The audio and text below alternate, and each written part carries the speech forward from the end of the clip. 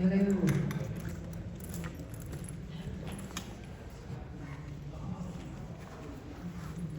Tricky.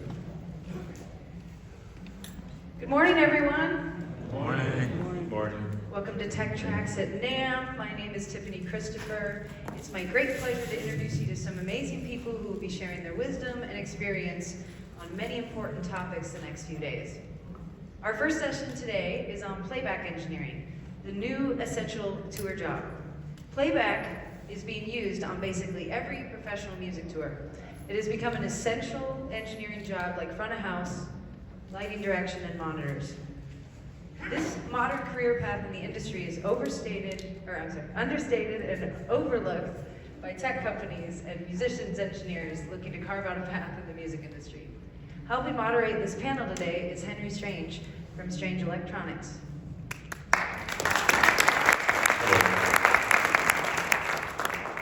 I'm also going to be moderating this first panel, and I thought Henry knows these guys pretty well, so I thought he could introduce you to the rest of the panel. This is Gelaspi, software developer. Xing from My Connectivity, also a software developer. And I'm Henry Strange from Strange Electronic, and we're the makers of Setlist, which is an app that is commonly used now in the playback world. Yeah, to fill in some gaps, My Connectivity, we make audio and MIDI devices, mostly focused around the playback side of things. And Chris, I believe, probably has the most playback experience as most of us as a playback tech as well. Yes, spent many years on the road as a playback operator in tech, as well as developing custom software for the artists and clients I was working for. Probably speak to that as well today. Cool. I personally met Henry a couple years ago. We did another panel. I was interested in using Ableton Live, and started the conversation just naturally led to playback engineering, and whether you're an artist on stage using Ableton or behind the scenes, the discussion has grown, and me being a newbie, realizing how important it is to kind of shine some light on this important profession that's happening at almost every show nowadays, every big performance. The hub, I've been learning from Henry, is the playback engineer. Can you tell us more about how the playback engineer role is the central location for the show? So, back in the day, it was always a band-driven or musician-driven thing. So music came from the performers. But with the invention of MIDI and sequencing and recording, naturally, the artist will want to bring their tracks onto the stage, not necessarily be replaced by a musician, but simply play it back from the same source. So let's say maybe in the 80s, there were sequencers, and they brought all their keyboards and they wired MIDI to all their keyboards. They would run the sequencer, and the keyboards would just kind of play along with the band. And over the years, it's changed more and more into just like recorded material. Like, I don't know if you guys remember ADAT players, where they have the VHS tapes or the high 8, and they'll just simply run that back. Of course, there's cassette artists, they'll play over a cassette. So playback's been part of live performance for a while now, but only recently, I would say, has it become like this really super integral thing in the show. So playback now, for those of you who don't understand what playback is, it's basically you running back all of the stems from your studio. Maybe in short form, so not so many different tracks, but a kind of a stemmed out session where you have drums separate, bass separate, vocals, especially backing vocals. So that way a front of house engineer can actually mix your show with your tracks and you live on top of it, or with a band, or then playback then kind of extended itself to give cues into, especially with in-ear monitors. So now all the artists will expect like count-ins and then clicks, and the drummer will get a click. So now everyone are expecting all of these show cues from playback. then extended to time code, right? So now pyro, video, lighting, all the other departments are now expecting time code, so that when you hit play on your system, it literally launches everyone else's system. So playback has turned into basically the transport of the entire show. So in a lot of ways, as a job, it is probably the most secure job because they always say there's two people that need to show up to the show, and that's the artist or the band, and then playback. If you lose lighting, I guess you can find some local guy to do it. But playback has always just been was now such an integral thing. And a lot of music like pop and hip hop are now relying solely on playback. So unfortunately the band, in the show has kind of dwindled as more of an effect and not so much part of the actual audio. So as disappointing as that might be, is kind of the trend of most popular tours. I've toured with Drake and Lil Wayne, and I've done mostly the hip hop circuit, and ASAP Rocky. And so we've gone through all the different, in fact, Lil Wayne was the one tour where we made the app set list, and I kind of picked that tour as my beta test. I beta tested on that whole run. It was crazy because so what happens is that there's a DJ often with a hip hop artist, and the DJ was the one that always plays the tracks. And then the artist needs a bigger production. Typically the artist wants video now. And then the video typically has somebody mouthing the lyrics. So it needs to be locked to time code. So now the production is like, okay, well we need time code. Immediately the DJ is like, well I can't do that, I just have 2 tracks for you. And then everyone else is like, get playback, because the front of house guy wants the stamps, and everybody wants all of these tracks. So then the DJ, it turns into a battle, the DJ versus the playback guy, right? Because now the DJ loses his job to play the tracks, and he just turns into like a dancer hype man. Maybe scratches on top of the playback. So in effort of trying to connect those worlds, we built a system where the DJ can control the transport on stage. So at the very least, the start and stops and all that stuff is done by the DJ. And we even give them faders to filter and some things that they're comfortable with. But still, it's not like DJing where you're mixing and you're all the things of DJing. So ranting a little bit, go on. Well, I'm curious, when I was talking to Henry about organizing this panel discussion, he was like, oh, we gotta get Steve on board because Steve is pretty much one of the only companies, iConnectivity is one of the only companies that's making gear specific for playback engineers, or for playback racks. Can you tell us about how you got into that and where you saw the need for it? So I would say it was kind of cool because I was over at Intel. We were doing a few of these shows, and we kept bringing in radios, we kept bringing in Motus, we kept bringing in a lot of stuff. I would tell you, it was a massive pain in the ass at the time. Like, you set the stuff up, everything's there, and you're like, man, this is gotta be a little bit more straightforward, a little bit more robust. And then that's kind of when I got introduced over to iConnectivity gear as a user to start. Playback, I feel like, has had this weird split in between, you have this complexity of gear, and that's what people really, really push forward in a lot of ways.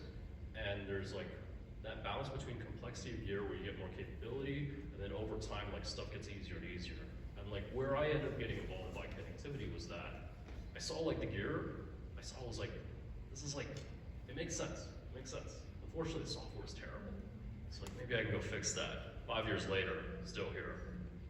Kind of mostly fixing it. If you guys got complaints, let me know. I'm literally the guy who has to go fix it. But I think it's been kind of cool watching it from the manufacturer's point of view now, because we've seen us and our philosophy kind of go further and further in through the industry, because I think people are receptive towards the idea of let's go through something that's simplistic, foolproof, kind of you can set it up the way you want it, and then at that point we're good to go. And then we're also kind of seeing this increase in complexity once more. We saw there's a down curve when it comes to AVB, but there's an up curve when it comes to Dante. And there's more and more Dante, there's more and more Dante stuff. It's kind of fun, like I'm a nerd, I enjoy it. We also have been finding that more and more of our support calls, despite not being a Dante system, have been to people having confusions like using their gear within a Dante system because like there's more networking involved, there's more complexity. So it's kind of been cool to, or not so cool actually, to just watch Playback get another role, which is the role of that network engineer in a lot of ways on tour. Yeah. But yeah, like I mean, I think like from an evolutionary perspective, I think we're in a slight change because Dante's been pushing in and we see more network. I don't necessarily know how far we go down this path as it's currently constructed. My suspicion is that workflows do need to get better. Or honestly, all of us have to learn how to go do network engineering, which I suspect is a very, very difficult bar to go cross. Yeah, I would say so.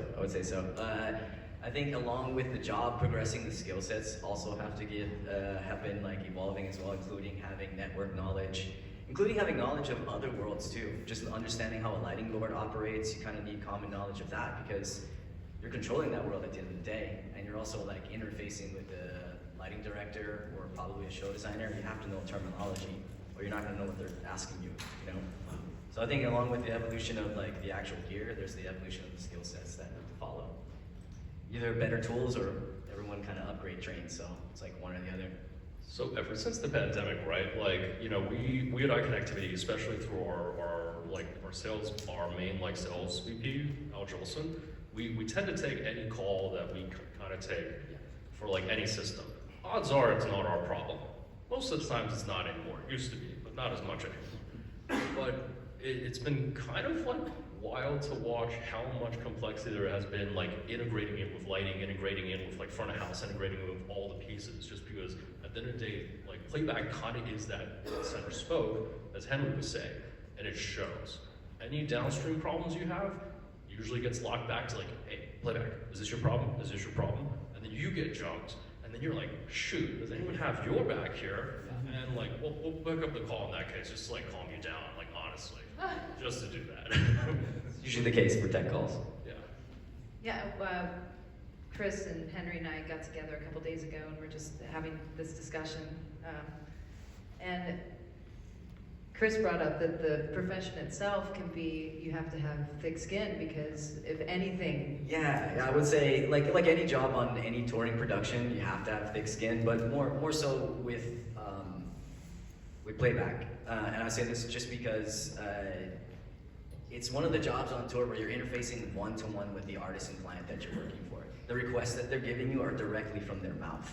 It's not like passed through production manager, it's not passed through a tour manager or even another crew member. It's coming directly to you, and you're usually in the room with them when it's happening. So that makes it like, number one, you have to have tough skin because, you know, they're paying you, so they can be a little rough with their words and they can be a little demanding, and knowing how to not take it personal, especially on stage when things could go bad and if someone yells at you, just knowing that to stay calm and not taking it personal is actually a huge part of Playback. Just knowing how to like navigate the different personalities of lighting, backline, audio, and the artists themselves, and management, because management will also have questions for you. You could have 30 shows perfect and no one will say anything. And you could have one little hiccup in the show and then you best believe you'll have like 10 calls and meetings about it later on. So. I mean, the Playback guy is kind of like a little bit of a thankless role here because depending on who looks at it, they kind of think like you're just hitting this button and it goes. Yeah. It's like absolutely not the case. So it's While everyone having a day off on tour, you're in the hotel room, programming, testing, biting your nails, and like not eating. Because you just want to make sure the show is good, just to avoid those conversations. It's really weird. Just want to fill in one thing. So one thing Steve was mentioning about the radios and the Motu. So one of the key things that we do in Playback is redundancy. So as we all know, computers mess up, you know.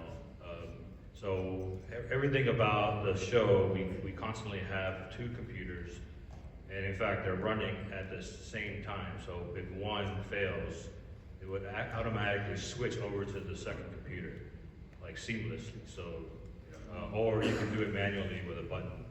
But the whole point of that is so that there's not any kind of stall in the middle of the show, because you know if the music's not playing, then the artist turns around and he's walking towards you. You're probably getting sent home at that point. So it's a high pressure job. It's kind of like when everything is going good, it's literally you're invisible, and when things aren't going good, you know, the whole place is on fire. Maybe too soon to say that. It speaks to the importance of playback though, right? Because so many worlds are governed by it, and so many worlds that are like now controlled and have some sort of hook into it. Yeah, it just kind of shows when something goes bad, everybody's looking at you because they're all involved somehow. I mean, even like Beyonce's, the lead dancer has in-ears that's listening to playback to know the cues to come in, you know. So it's like you're literally commanding the whole stage. It's all kind of like smoke and mirrors, and you don't really know until you're working on this, and you just have all of these streams of information passing along. And part of what we want to do, software-wise, is to actually expand that, so that in the future, this whole command center now will pass data, you know, to people's phones and to teleprompters. So, you know, kind of like we have a screen here, and we can actually send data. Like, can you imagine, like Travis Scott? You know, when he was when people were dying, like in the front, they were probably jumping in his ear, like, you got to stop the show, and he's like, I don't want to do this, you know, I don't want to. But if you have like data written there, or maybe screen flashing, you know, stop the show. People are dying, stop the show, and he'll probably like, oh, okay, I gotta take this seriously. You know, so things like that, you know, to kind of take. I mean, right now we're still doing paper set lists, which is like, considering our, you know, where we're at in the world is insane, right? Because, you know, if they, oh, you don't want to change the set list, and then the production manager runs back to his inkjet printer and starts printing it out, and then the guitar tech usually is like, all right, here's the new set list. You know, like, oh crap, I had my notes written on that one. You have to write it all over again. You know, so this is still how it's done. You know, so you know, a part of our goal is to kind of push everything to the next level, where we're modernized on stage. Yeah, it's already becoming like the show control vehicle for all worlds. So we're thinking expansion beyond that, teleprompters, other ways to get the data across the stage to, you know, eliminate time of conversation. Just having the information transparent about what's happening in the show makes for less questions later on.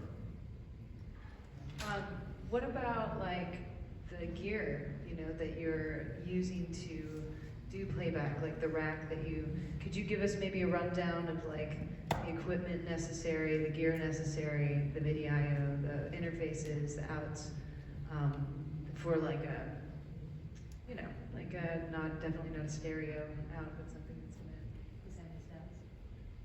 So one thing, okay, let's go back to that whole Mo2. So you guys know Mo2, like the interfaces that they make. So you would need one interface per computer, and then you need the radio switcher to switch. So within a 2U rack that weighs nearly 50 pounds, that's what you need just to have two computers to be able to switch. So what iConnectivity did for the industry is they had introduced a 1U unit. Well, actually, initially they had a half U unit that did all of that. So you plug in two computers into it, and it did the switching as well. So that was like, that changed everything, because before, you know, it was like a $10,000 bill that turned into a $3,000 bill. You know, so now it was available to even small bands and small tours. Redundancy became more available. They kind of upgraded it to a 1U unit, which has all XLRs in the back. So now you don't even need the rack, you can just bring just the unit itself, which is super cool, because that unit's called Play Audio 1U. And it's super cool because, you know, with that, you have basically access to all of this stuff that we're talking about with one piece of gear, as opposed to having to assemble all this. You know, often if you don't understand the components, you know, you would hire someone to assemble it. So there's a lot of cost that go with it. Now there's a Direct Out, which is another company that's doing it on the digital side of things. Now that whole system is much more complex. They were mentioning how complex it is because it's all network driven. So if any of you guys have network adversity like me, you know, then you plug everything in and it's not working. And then then you reboot your computer 5 times and then it works. You know, so that's the kind of state of the digital playback systems. But the biggest perk is, you know, on one network line you can have, you know, 32 channels of audio to and from, you know. So, yes. What kind of training did you have to go through to get to the point of this all learning and going? In a lot of ways, I started in 2010. So, actually Kanye West was what got me into the in business. I was an assistant music director, and at the time they were just running Pro Tools. And Pro Tools has a lot of limitations because it's made mainly for the studio. So I was the one who talked them into switching into Ableton Live. And the beauty of Ableton Live is that it has a back end which we can hack effectively. It makes it, we can build custom apps to replace certain parts of Ableton and make it do what we want to do and not what it does normally. So to answer your question, my training, I've been a music studio engineer for a long time. I'm also a producer. Most playback engineers have become playback engineers because they were a studio engineer to start. There's a lot of linearity because, you know, you're just dealing with multi-tracks. You're just running tracks back, and so the things that we're talking about is basically right past that studio engineer's skill set. And I think one of the key things of being a playback engineer too is that you need to have music knowledge. So because you're interfacing with the artist or with the band or the MD, or so you're so much part. You're editing the music too, just like a music editor would do in multi-track form. So you need to know the difference between all the instruments, whatnot. But then you're dealing with the front house, and you're dealing with engineers as well, because you're then passing the data, as well as you're very likely mixing the content, because you know, everybody wants an easy tour, so they want you to mix it while you're in rehearsals, so that they don't have to mix it on the fly during the show. Or if they do, it's right there, but it's just very subtle movements. So there are courses. There's like a master track and Laura Escade's master track. There's some courses where you can take to learn about playback. But it is kind of, there's a lot of camps, so to speak, or crews, where they'll train their people and then they'll put them on tour, but then support them, because typically someone new, you get on a tour, as much knowledge you have of software, there's so many other little things, quirks and stuff that Great knowledge. Yeah, that you need to like call your friend, like, hey, how do I do this? Do you negotiate the contract separately for each tour, or do they pay a flat amount? Yeah, every tour is different. Yeah, usually it's either a day rate or a week rate. Is there an industry standard yet? No, unfortunately, I wish there was. It's a bit Wild West right now. It depends on the tour budget, depends on the person's experience. I mean, I would say like a lot of it does depend on the person's experience. If you're a very large tour that really wants reliability, you're going to have to pay for that with the right person. You want to know a range. It's anywhere from 300 to 1,000 a day. You know, that's kind of the general day rate. Do you end up supplying like the rack and the gear, or is it more like the company that's the crew that you're talking about that you've gotten on that's like educated you and now you're? So the rig usually is either owned by the artist, owned by the crew that's renting it to the artist, or owned by you and you rent it to the artist or to the band. So of course, ideally you rent it. Because then you're $300 and you rent your rig for $200. Now you're on $500, you know, or more. So, and also, I believe too that it being your rig makes you more responsible. You know, you're constantly fine tuning your system because you own it, as opposed to using an artist's rig where it often gets lost. And Sits in storage for months. Yeah. Is there any idea of doing at-home live at home? So we have So we have yet to really deal with surround in a live situation because again, you know, you're dealing with, you know, tens of thousands of people, and so stereo is pretty much still the only format for that. Yeah, I've only done installations with Atmos. thing for stage. Isn't that ultimately a front of house problem? You're trying to figure out how to get like optimum sound for as many people as possible. Exactly, like you have people all over the place, they're standing all the way in the back, and all they can hear is like the surround channel, and they're not getting a real good experience. Yeah, coverage. What about, when you know, a traditional touring sound person has to interface with like local venue people, but with the networking component, you know, every big venue probably has an internet network. It was put in by like the internet, you know, it's not necessarily put in for sound. There's a big culture gap between like network engineers and sound engineers. You have to interface with like, if you want to arena or something with a person that can help you tie into their network, or is it all self-contained? It depends. It depends. Steve and I have also done sports before, and that's more traditional. Like you're talking to the provider, whoever it is, AT&T or someone to kind of tie into the actual house internet. But the internet we're talking about for playback is more a self-contained system between machines. So it's more or less like we have our own switch, we do our own runs. There might be a run that we piggyback off of from stage to front of house, but even then it's still a self-contained network within Dante or RTP. Never actually reaching out to actual internet and pulling things in, kind of just keeping the networks contained. That's usually the case. There's a pretty big range when it comes to like the whole thing, right? Because like depending on the venue you're in, and depending on how new it is, and depending on like who they have as personnel, you're gonna run into a lot of different stuff. SoFi Stadium over like by Inglewood, for example, you can just plug in. They have their own like Dante guys on their sound team. They have like this whole thing you can drop in. And it goes down to university as well, right? Like Big 12 team, University of Utah, the Utes, like Rice Eccles Stadium is fully set up and has been for about 15 years for like stuff like this.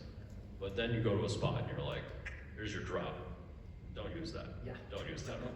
So like there's a little bit of like sending messages ahead of time if you can, but realistically it's getting there and just making the judgment call of like, maybe I don't use this line a little bit. Have just one general rule, bring everything. That is the best rule. Yeah, bring everything. Because if you have to rely on anybody else, somebody's gonna fail you, and at the end of the day, it's your failure, not theirs. So, Prep in peace or bleed in war. You know? in fact, one of our focuses too, as a company, we target building carry-on systems. Right? So the whole point of carry-on system is that you carry that same rig to every single show, no matter what size it is. Because the second you check something in, now you're relying on the airline, right? If you fly into a gig, let's say you have a show that day, the airline says, "Oh, your bag didn't make it," you know. So instantly you're like in hell, you know.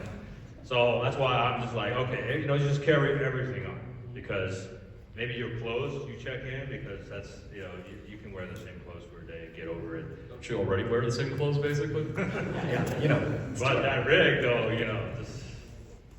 and you show up to a gig and they don't have the back line, you ask for a rider and they don't have this and they don't have that. So you spend half your day trying to fish whatever you can get to finish your job. And that's more work than just literally carrying it on the plane. So. Yeah, if I remember right, like Pelican 1535, 3 U-cakes, and then PA1U, and then 2U of like space for your stuff, and then your 2 laptops, and you're good to go. Yep. So yeah, basically 1 laptop in the case with your rack, 1 laptop in your backpack, and all your interfaces inside, including the network hub, inside the rack. So that way you get there, you don't really have to ask for anything. Maybe a chair. We're actually working on it too. We want to build a case where you can sit up. I know that Henry and Chris were playback engineers, and you're still a tech, right? Like you're still. Yeah, I'm still actively out there doing it. I don't tour long term, but one-off short runs, I'm down to do for sure. And Steve, have you done playback engineering as well? I've stood next to a bunch of these guys at a few of these rip gigs, but no, I have not. I come from a more like traditional tech world, and it's kind of been interesting to watch like these guys kind of like go through the whole playback like evolution side of things. For example, when Henry was talking about data, I'm like, Yeah, just wait. You guys are all gonna be running Datadog on your individual machines and like getting dashboards and like all that stuff. And management's gonna have like a feed that they can look at so they can just not bother you and stay off your back. Just watch. 5 years. I guarantee it. And it's like, it is cool. Because like there's a bit of a, like for me, like I'm not really like boots on the ground like a lot of you guys, but I get to see the confluence, which is kind of cool. For folks that are here, who's playback engineer right now? Awesome. Super cool. And who's interested in this as like a career path that ends up being like, you know, technologically savvy and loves music? I would say it's, as far as tour goes, there's this monotony of tour, right? Where you're just setting stuff up every day and you're kind of going through the motions. And after a while, you know, 2 weeks in, you're a bit like tired of doing the same thing every day, just in a different place. The one thing that Playback provides that other jobs on tour don't do is a creative outlet. You have to be creative. Whether you're being creative with a music director or the artists themselves, you're in a position where you're allowed to be creative, you're being paid to be creative. So I would say it's probably, even though it's stressful and it's of high importance on tour, it's probably one of the most rewarding jobs out there. And it can lead to so many other things. And as far as physical labor goes, it's the least laborious job on tour. You know, because you roll in with the band or a little bit before the band, and right after the show you roll out. You're not loading cases. You have your own little carry-on, like I was saying, and you just head straight for the bus, or you always first at catering. So First to shower after the show. It's super Exactly. important. Before that shower gets hit up by everyone else, you're already in it. My recommendation is to kind of like be less visible so people don't get jealous. They're like, how come he doesn't have to do all this hard work? Are you telling me don't spend like all your free time making TikToks and how great your life is? So yeah, I spent maybe 10, 11 years on the road, and it was a lot of fun. We traveled the world, like to all these random places you'd never expect to go. Or never planned to go. It is a little unfortunate because you're at venues most of the time. So my hack was to get a folding bike, and I was everywhere I went. I would take out my folding bike and just, like I said, there's time in between. I would just disappear, check out the town, come back for catering, So it was pretty fishy, Now don't get it twisted. It was during rehearsal. You were probably staying up for like 2 nights straight. Yeah. So you're putting it all together, and then during the first 3 shows, which is usually an extension of rehearsal. Sometimes rehearsal, literally the first show is the first time you run the whole show. It's insane. Yeah. How last minute people would get.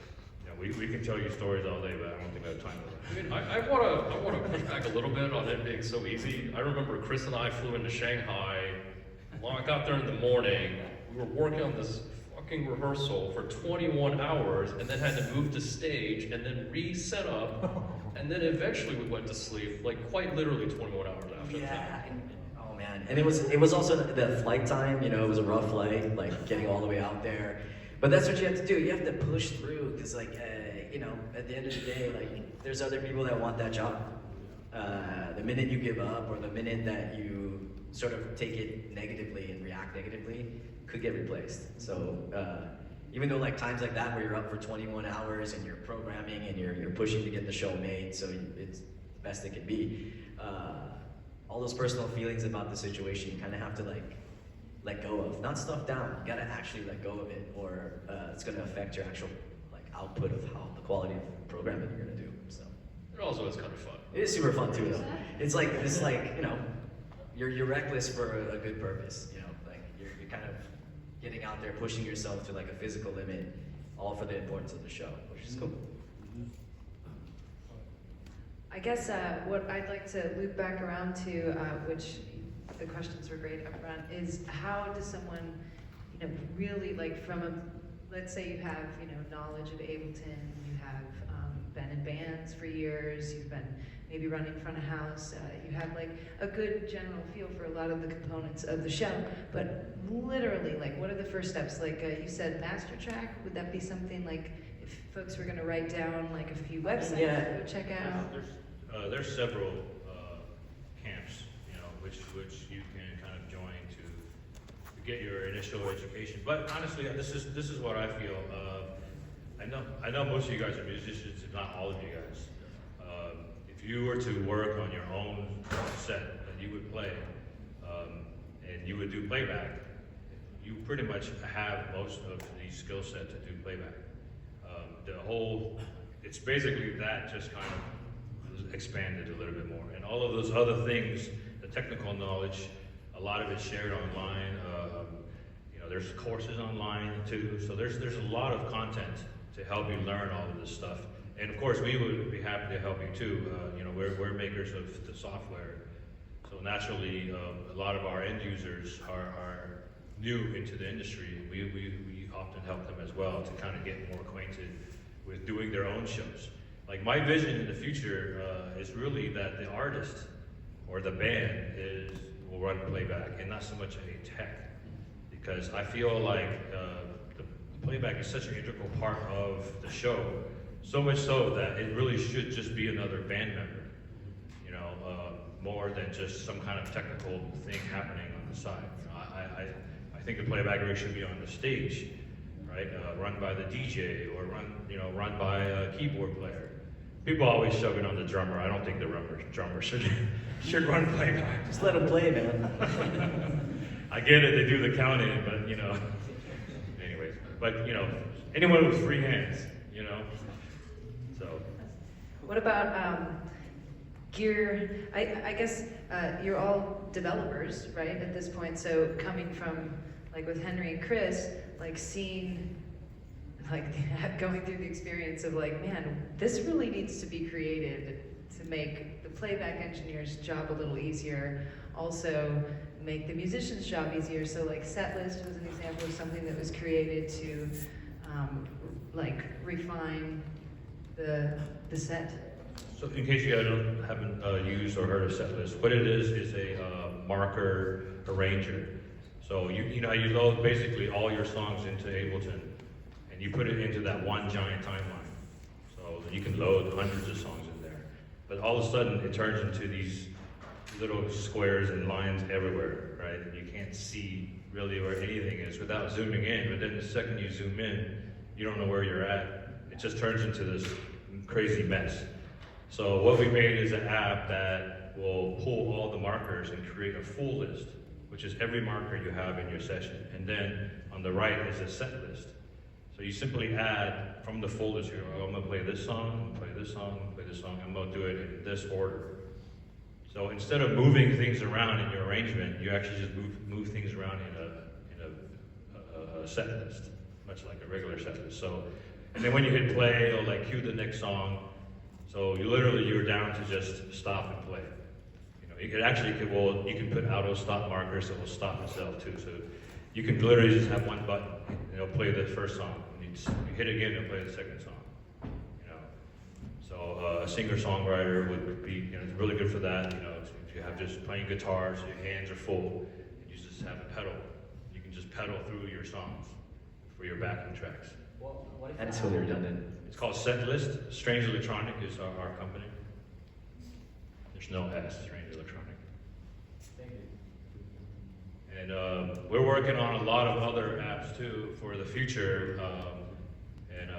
that will integrate more things, because that's just one thing. That's the thing, being on tour for so many years, you just kind of sit around here like no one's solving any of these problems. Yeah. And there's so many problems on the road. But you go to the studio, there's solutions for nearly everything, right? Like there's 5 companies making the same thing. For some reason on the tour, on the road, there's certain things that are being addressed, but most things aren't being addressed. It's kind of blows my mind. So that was actually the motivation for us to really kind of buckle down and just make this stuff, because it just seemed like an open market. Yeah, I mean, that was a lot of the work of my experience on tour was Ableton couldn't do something. The artist wanted some controller to do something else. So you have to build it, you just have to develop it. There's other ways you can get like 3 or 4 like off the shelf kind of software to do stuff, but then you're kind of hacking it to work that way. So just being able to custom build anything really puts you like in a good position, gives you a nice edge as a playback engineer. Do you guys remember Glitch Mob and the Blade? Anyone? he built that. And Flume, he built everything for Flume. So his job literally was to do what no one else can do, or the software can't do without being hacked. So he built all the custom hacks for every artist that he had worked for. So that's not something that I can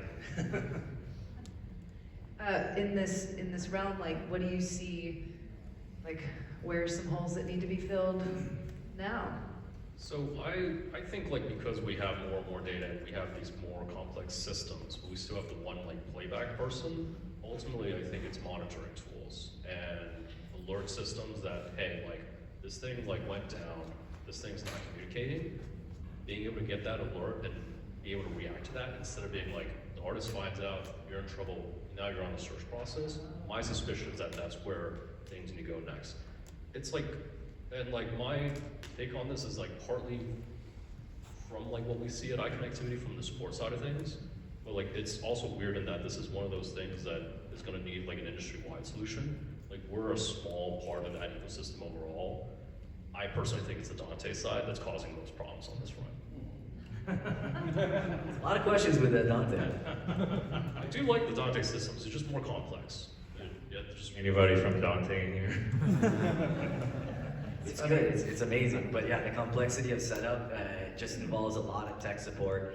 You have a single guy out there that probably has to not only run playback, but sometimes it involves setting up backline, it also involves setting up MIDI gear. So building better tools to kind of cut down on setup time and make it less questionable, like you don't have to really second guess yourself, is kind of what we're all focused on. It's just better tools, make the playback operating experience better for the next generation of guys out there, out on the road, touring, So what's crazy is that when I was touring, part of the reason why I made setlist, when I was touring before that, we were labeling MIDI controllers.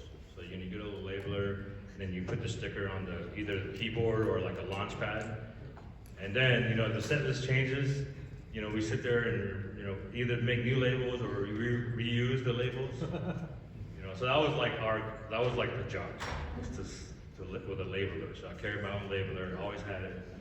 So it kind of drove me crazy. It was just like, wow, and this was Drake's tour, but, so I'm just like, dang, this is like A-game touring. Moving stickers around. Got that P-touch. Yeah, exactly. So it's just like, there's got to be a better way to do this, a simpler way and not something so ridiculous. We have about 8 minutes left. We're going to play a little video at the very end, but does anybody, now we'd like to open it up to Q&A. Yeah? Where would you like to be during the show? Where would be the best place? Like on the stage, what part of the stage you want to be? Like where would you typically want to be? I mean, hidden in the back, I assume. Stage left, usually by monitors. You're next to the audio split. If your talkback goes down, he has a talkback to everyone. That's kind of my contingency. It's like being near someone that can communicate to everybody and also be out of the way of the artist walking on and off stage. I'm personally a DJ, so I like being on stage. Is there any integration with QLab and Setlist? No, there's not. So the reason why Setlist and all the apps we make is Ableton specific is because of Max for Live. So Max for Live is a programming language, object-focused programming language that Ableton Live eventually bought. So now it's part of their whole infrastructure. So yeah, I know a lot of people are like, oh, I want it for Pro Tools or Logic, but unfortunately, without being able to tap into like the back end of the software, we can't offer it except for Ableton Live at the time. Yeah, at the time. And then Ableton also is probably the most data transparent DAW out there. Getting OSC, MIDI in and out of it, even ArtNet in and out of it is fairly easy with Max. So you see that more common out there. It's just like, hey, if we need to now control lights, how can we send ArtNet from Ableton or from Playback? Yeah, you guys telling me about, I've used plugins and things off of Max for Live, but I didn't actually understand that it was like you're developing. And what did you say the other day? You're like, it actually was great for Ableton because then they didn't have to take as many calls of all the stuff that was good. Because everybody wanted new features in Ableton. So they're like, you know what, go make your own damn features. Love it. So I work at MD and I work with the playback engineers. So what's the most pain in the ass kind of MD that you're working with, and most ideal kind of music? Well, a lot of MDs have become playback engineers. Yeah. You know, they might not actually run the playback on the show, but they build actually the whole playback session and then just hand it to you. So that would be the best case scenario.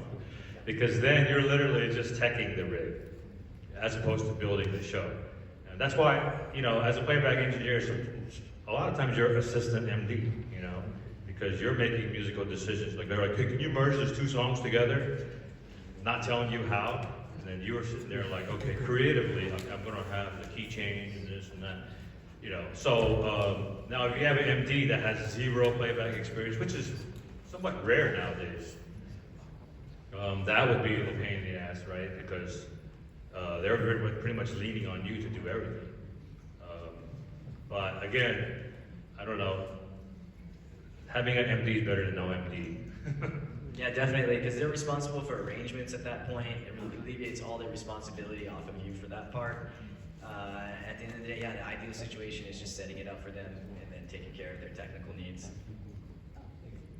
Yeah, I mean, having the artist ask you be the MD is the worst case, right? Because then they'll just like, you know, just do that, and you're like, well, do what?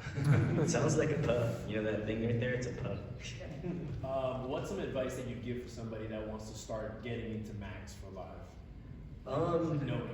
I love Max. It's my favorite development platform out there. I think it's a gateway into other programming, like especially learning JavaScript or even diving into Juice, which is also dive into that. It's amazing. I would say just start building stuff for yourself. Think of a need for your show or think of a need for yourself in the studio and start there. Start the research on like what objects are used to build this, and also look at other people's work too. The transparency of looking at other people's Max work is great. You learn so much from that. Even the help windows in their software, just knowing to like hold Option and click on any object, you basically see an example of like how it's used. And then from there, you know, draw the correlation as to what you were using with that into what you're building. But I think it's like create a goal of like, hey, I want to build a delay, or I want to build a way to translate MIDI notes into MIDI CCs for myself. And then, yeah, start there. And also talk to other developers. That's also a big thing for any sort of development, you know, like whether you're, you know, traditional markup language building website or you're building, you know, high-end financial systems. It's all the same. It's more or less like having the passion to speak with others about it. And then, you know, like anything else, be aware that there's a learning curve and you're gonna feel really stupid. I feel stupid today. There was like a Max issue we had like the other day in the studio that like someone via the phone helped me solve, you know, that I was like kind of sitting on for a bit. So even myself, 15 years in, doing it for, you know, lots of tours, installations, and companies, there's always this curve of like, man, I feel really dumb. But it's okay. That's how you know it's working. And that's how you know like the process has started and you're gonna get there. For sure. If you're coming from a software background, I highly recommend those help-like pages. It's very, very intuitive from like a visual perspective. You'll pick it up pretty quickly. Thank you. One more question in the back? Yeah, speaking as someone that learned Max from a visual or a visual media perspective, do any of y'all have experience with transitioning between using Max for audio versus using for the visual? Yes. So I also do visual art as well. Yes, I use Max Jitter quite a bit with my partner, Tama, right there. Yeah, so we did a performance last year in Paris where I used Max Jitter pretty much the whole time. But having the translated skills of knowing how to put audio into Max really helped with the audio reactive side of things, and then knowing how to control visuals with data. Having that knowledge of the MSP and Max side was really, really cool. But that's awesome that you work with Jitter. It's really cool. Keep doing it. It's awesome. All right, we have time. I wanted to, Henry sent over this video. Can you tell them a little bit about the video before we play it? So this is the first time that anyone's gonna see this.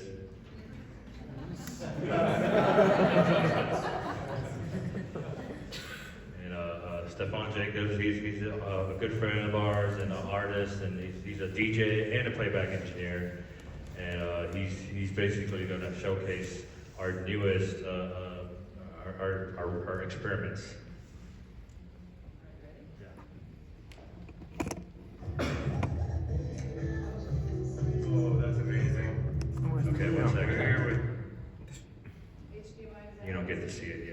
It's like round up, like that, yeah. Huddle around. Still get it. So while we're working on that, any other questions we can probably field in the meantime?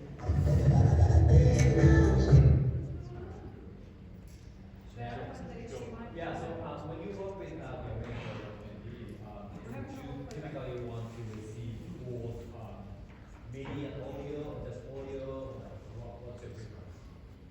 So, sorry, say again? So when you're working with your arranger, soft and MIDI, Mhm. would you like to receive like just audio stands or both audio stand and MIDI? Do you have any preferences? So we work mainly with audio, just because MIDI then requires the MIDI devices on top of that. So But MIDI does give you these input for like a time mapping, or things that you don't need.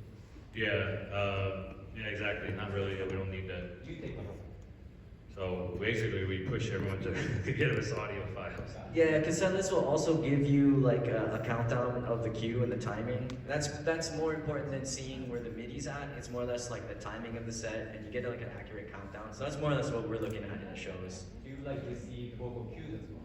Yeah, but as much stems as you can get. It's good for you. It's good for front of house. It's good for monitors. Everybody wants it as separate as possible. And would you like an audio-based click track as well? Yes. Yes. Which that can be a preference, though. I know a lot of people who do a MIDI click, which is fine too. Yeah. MIDI, floating, or audio. It just depends on the show. Oh, that's amazing. I don't know, it was working right before we started. These are the issues that you will face without a playback. That's usually like the playback issue, but it just worked. Right, what you got? Well, if it's not good, if I'm not gonna get video, do you wanna tell them a little bit about it instead? Okay, Of course. Oh, that's cool. So basically, one of the most common, and I kind of gave a preface on this during our whole panel here, is that the DJ and the playback engineer are often enemies, right? Because the second the playback engineer shows up to the tour, that means the DJ is losing part of their responsibility, especially the fun part that they want to do, and they turn into a dancer, right? You know, so now, so for years, you know, everyone's asking, like, is there a way the DJ can just run playback as if they were running it with, as a DJ? So one of the newest things that we got together, it's just right now working name is called LiveLink. And it basically pulls the DJ Pro Link data, which includes the song names, the artist, the tempo, out of the CDJ.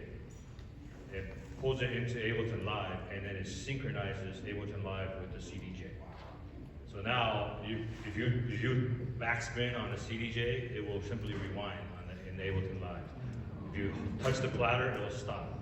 If you, I don't know, I would not wish you could see the video. Yeah, I know, I'm sorry it's not working, but it's really cool what they're doing. It's strange electronic. We actually have to wrap so I can get the next session up here, but round of applause for these guys.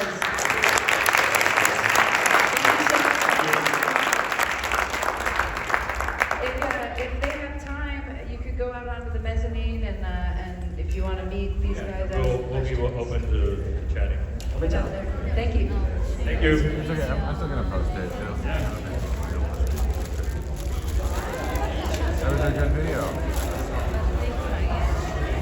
I don't know, I wasn't here for that.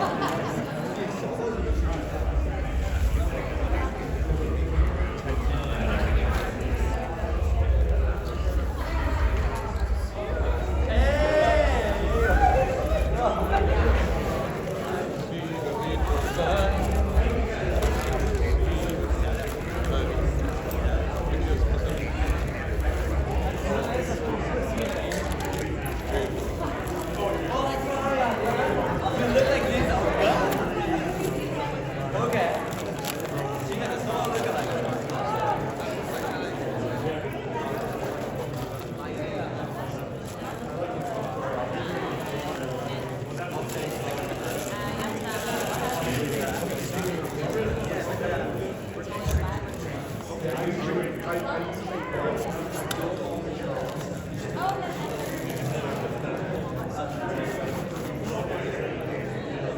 I love